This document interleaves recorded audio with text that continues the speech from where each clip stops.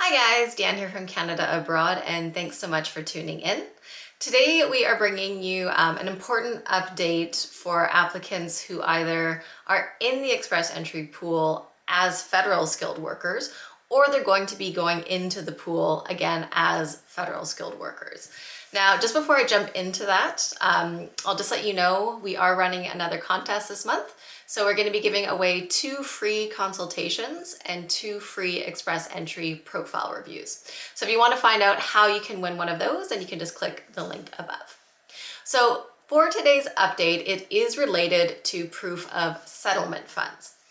Now, every year, the Canadian government increases the amount of settlement funds that are required based on living costs in Canada. So the most recent update was just posted, and they are going to be implementing this in June.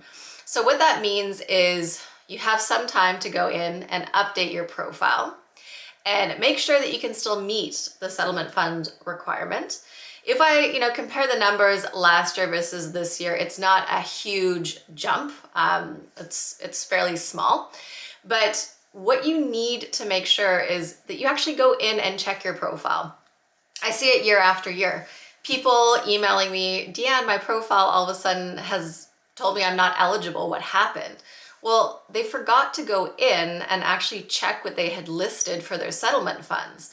Because if you, which I see a lot, just put the exact amount based on your family size, well, when these changes come up, and they're implemented, the system picks up that you no longer have the settlement funds required and you are now ineligible. Because one of the key factors on an express entry profile is that you have to meet all of the requirements of the program that you're designated under.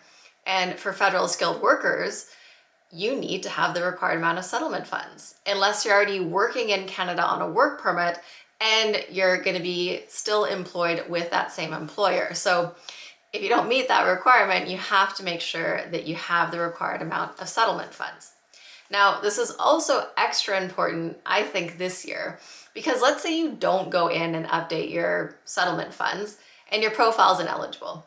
Well, yes, you can just re-enter yourself as long as your documents are still valid and you actually have the required amount of settlement funds.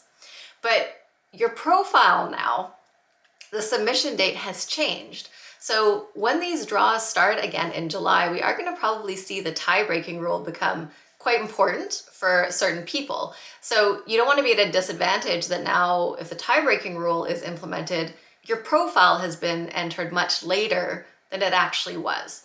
So you're just going to want to definitely go ahead and check the new settlement fund requirement. You just click the link above and it'll take you through to the current numbers. Go in, edit your express entry profile if you need to, just to make sure that you are still meeting the settlement funds requirement. Make sure when you make the update on your profile that you submit the changes. Again, I see it a lot. People go in, they update their profile, but they don't submit the changes. So if those changes are not submitted, then it's not picked up on the system.